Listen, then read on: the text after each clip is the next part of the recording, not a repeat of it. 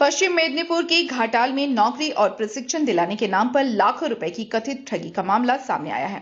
ठगी से नाराज छात्र छात्राओं ने संस्थान के बाहर जोरदार प्रदर्शन किया और आरोपी के खिलाफ कार्रवाई की मांग की है। घाटाल नगरपालिका के वार्ड संख्या 13 स्थित कोननगर इलाके में इंद्रपुरी इंस्टीट्यूट ऑफ ज्वेलरी नामक एक प्रशिक्षण केंद्र पर युवाओं से धोखाधड़ी का आरोप लगा है। पीड़ितों के अनुसार हुगली जिले के घोड़ादह निवासी सुमन घाटा ने कुछ वर्ष पहले यह संस्थान शुरू किया था। उसने बेरोजगार युवक युवतियों को ज्वेलरी निर्माण का प्रशिक्षण देने और कोर्स पूरा होने के बाद निजी कंपनियों में नौकरी दिलाने का भरोसा दिया था। छात्रों का आरोप है कि प्रशिक्षण और नौकरी के नाम पर प्रत्येक छात्र से 40,000 से 50,000 रुपए तक वसूले गए, लेकिन कोर्स की अवधि समाप्त होने के बाद भी न तो उचित प्रशिक्षण मिला और न ही नौकरी की कोई व्यवस्था की गई। जब छात्रों ने संस्थान संचालक से संपर्क करने की कोशिश की तो उन्हें लगातार टाल दिया गया। मामले की सच्चाई सामने आने के बाद शनिवार को बड़ी संख्या में छात्र छात्राएं संस्थान के बाहर एकजुट हुए और विरोध प्रदर्शन किया। प्रदर्शनकारियों ने आरोपी के खिलाफ नारेबाजी करते हुए कड़ी कार्रवाई की मांग की। पीड़ितों का कहना है कि उन्होंने पूरे मामले की लिखित शिकायत पुलिस और स्थानीय प्रशासन को सौंप दी है। बताया जा रहा है कि घटना के बाद से आरोपी सुमन घाटा संस्थान बंद कर फरार है। फिलहाल पुलिस शिकायत के आधार पर मामले की जांच में जुट गई है और आरोपी की तलाश की जा रही है। 2024 আমাদের ইন্দ্রপুরি ইনস্টিটিউট অফ জুয়েলারি যেটা দেখতে পাচ্ছেন উপরে ব্যানার লাগানো আছে সেটা চালু হয়। সেখানে আমাদেরকে অনেক রকমের প্রতিশ্রুতি দেওয়া হয়। প্রতিশ্রুতিতে আমরা এক প্রকার নিজেদের ভবিষ্যৎ গড়ব ভেবে আমরা এখানে ভর্তি হয়েছি।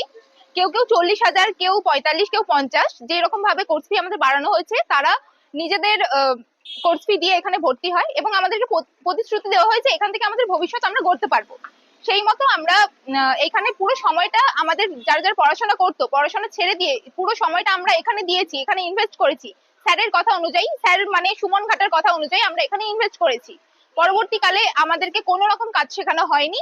আমাদেরকে 52 রকমের কাজ শেখাবে বলে 5 রকমেরও শেখানো হয়নি যে আমরা এখান থেকে বেরিয়ে গিয়ে অন্য কোথাও গিয়েও আমরা নিজেদের ক্যারিয়ার গড়তে পারবো।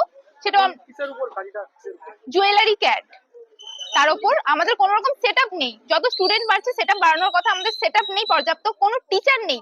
আমরা শিখতে যাব বললেও আমাদেরকে শেখানো হতো না, বাজে ব্যবহার করা হতো, অনেককে গালাগালি দেওয়া হয়েছে এরকমও শোনা যাচ্ছে, আমাদের ছাত্রছাত্রীরাই বলছেন। সেক্ষেত্রে আমরা আলটিমেটলি আমি 2 বছরের স্টুডেন্ট, আমি এখনো পর্যন্ত কিছুই করে উঠতে পারিনি এইখানে ক্যারিয়ার থেকে যেটা আমাকে প্রতিশ্রুতি দেওয়া হয়েছিল।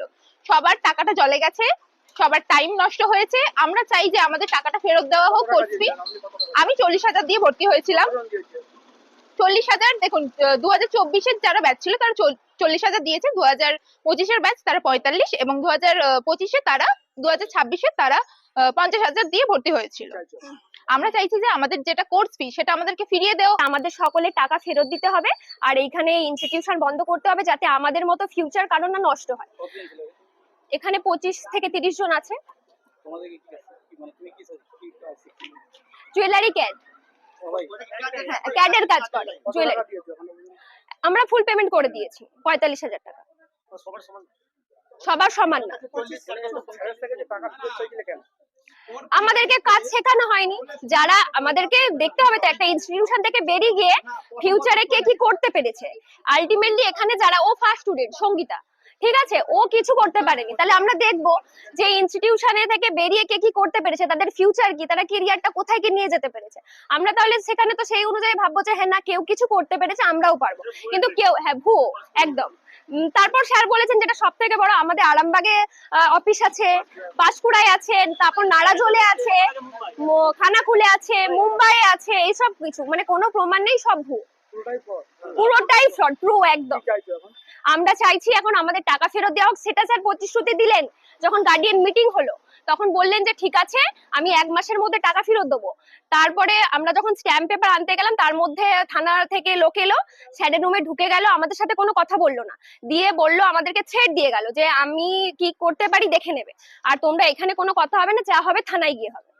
সেটা স্যার স্বীকার করলেন যে আমাদেরকে ফেরত দেবেন টাকা, দেন এটা হলো মানে পুলিশকে টাকা খাই। पश्चिम मेदिनीपुर से ब्यूरो रिपोर्ट, पीवीटीवी न्यूज।